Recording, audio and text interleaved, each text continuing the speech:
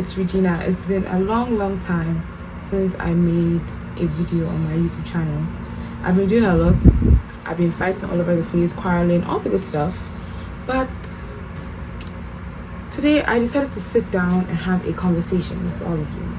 You know, be helpful, because I have attained some type of knowledge over these past couple years that I feel like would be useful to all of you. So tune in, get your popcorn, and let's get started. It has come to my attention that a lot of people are traveling, they are leaving the country. There are jokes about how like by December there will be no one left in Ghana. Gentlemen, he's gone. Yo, X. Which, okay, but you know, traveling comes with a lot of anxiety, especially if you are moving permanently and you know you're confused, like you don't know how it's going to be. Everything's going to be okay. We got this. You got this, buddy. No, he's gonna make it. But just to make sure you really do got this, I've compiled a list of 5 things that I feel like socially, if you know about these things, you should be fine. This is specifically for the country I am in. I'm in the US. I'm not going to mention the states because I don't want to dox myself. But yeah, so I'm just gonna make it simple, short, you know, something you won't forget. Some list right here, and I'll be reading off my list because I just wanted to be organized and know what I'm telling you. So without further ado, let us get started with the video. So the first thing you should do, or the first thing you should mentally prepare for if you plan on moving out of Ghana, or you are moving out of Ghana, or wherever it is you're from, honestly, is to have an open mind and be open to new ideas. Now, I'm not saying that Ghanaians are close-minded or rigid, but I'm also saying that you are moving to a new place and you should be prepared that you are about to experience completely different things from what you are used to, and it won't help if you are, you know, rigid in thinking and you refuse to, you know, be flexible just a little bit. Have an open mind to stuff, you know, go into things with enthusiasm. You know, don't expect things to not be fun or nice or interesting because they are not what you are used to, because if you do that, you're just going to be stuck. And what's the point of traveling if you don't get new experiences? And on the whole, be open to new ideas. I also feel like you can have your own beliefs, but you still have to be respectful to the beliefs of others. So just because, you know, in Ghana we all have one specific, you know, belief or tribe or certain practices that are very common, and it's nothing new, nothing crazy. But usually if you are traveling to, like, I'll use the US as an example, there's like 250 million people here. There's so many different ways things are done, different types of people, especially if you're moving into a very diverse city. You should be prepared to, you know, open your mind, but you should also be prepared to keep your own beliefs. You know, like it doesn't mean that let go of all the things you've learned if it's not helping you. Sometimes some of the beliefs, some of the things we learned, they are not helping us. But if, you know, you can still hold your truth, you can still do your own cultural thing, you can still keep on eating fufu every Sunday, you can still pray, you can still do everything you do. No one is going to be like, oh no, you can't do that. But you should also be, you know, respectful of other people's beliefs. Don't go shoving down what you think down other people's truths. It's not nice. People are not going to like you. And I know some of you think, oh, I don't care if people like me or not. Why the fuck you lying? Why you always be a pleasant person to be around, you know. Like if someone asks for your opinion on something, then give it. Don't go around like, you know, high and mighty and, you know, trying to get everyone to be like you. Don't do that.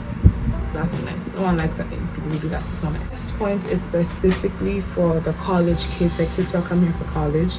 If someone's way of life doesn't affect you in any way or form, keep your judgments to yourself, right? If you have a roommate who likes, you know, dressing a certain type of way or doing things a certain type of way, or, you know, they are very open about their sexuality and their sexual life, and, you know, that's none of your business. As long as it's not affecting you, as long as it's not creating a harmful environment for you, that's none of your business. I feel like a lot of Ghanaians tend, because like sexual liberation isn't really a thing back home, so a lot of Ghanaians tend to judge people for, you know, how they wear, the clothes they wear, how they express themselves sexually and all that kind of stuff. It's none of your business. Just mind your business. That's what it is to me. Just mind your business. Because you don't want to be that one guy. You don't want to be that one person that everyone is just like, oh, she's here or he's here. Mind your business. One thing that I see happening a lot with Ghanaians that travel abroad is the lack of self-respect. You have people like Trini Jonas who make videos disrespecting themselves, honestly, talking down on like African culture and Africans, and just being very anti-black. Don't be like those people. You have to understand that this whole colonial slave mindset, we need to let it go. We are no longer being held hostage. Okay, this whole idea that white people are supreme or superior than us, or that they are smarter, or that they have certain special skills that we don't have, it's not true. The reason why most of these Western countries are so developed and they are so, you know, modern and all these things is because they have a very, very dark and bloody history that involves you and I. A lot of stealing, looting, killing, and slavery. We didn't colonize anyone. Like, literally, just look at the history of any of these cool buildings you see, especially in America, and look at the people who built it. Like, how do you think America built its huge economy that it has now? So the last thing you should do is to be comparing your life back home and like making videos talking about, oh my god, these jigaboos could never build this whatever. Negro, please. Didn't somebody tell you this was an all-white party? Huh? Someone get this jigaboo away from me. That was actually built by slaves who weren't paid and immigrants who were underpaid. You know, like, it's not a flex. Don't be like those people.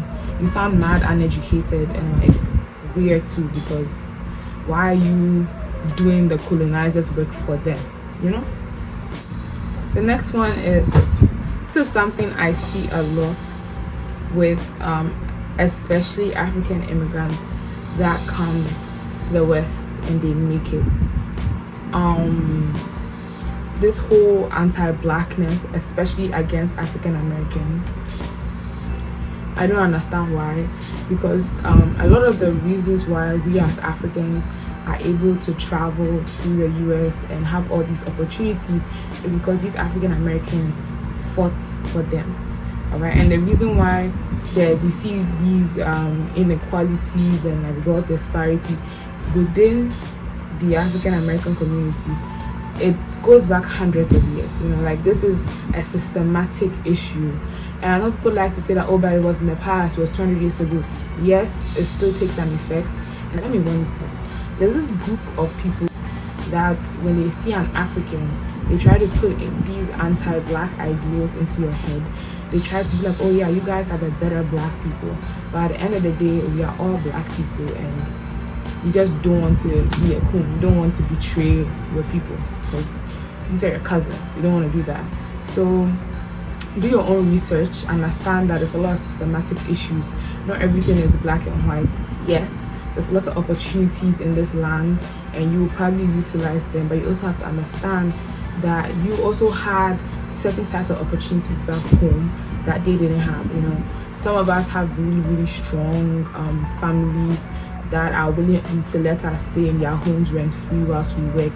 Some of our African American brothers and sisters don't have, you know, these opportunities and like these privileges. So obviously the system doesn't help them. So yeah, keep that in mind. Don't be anti-black. Don't be weird. No one likes weirdos. So yeah, let me know if you want to see, if you want more videos on, you know, immigration and, well, not immigration, I don't know anything about immigration, but basically social life, you know, getting along, making friends, all the good stuff, because I know a lot of you guys are traveling now, and I just want to help people out, because It's getting ridiculous. I see a lot of weird shit online. Let's not engage. So yeah, that was all. Thank you. Like, subscribe, share, do all the good stuff. Toodles.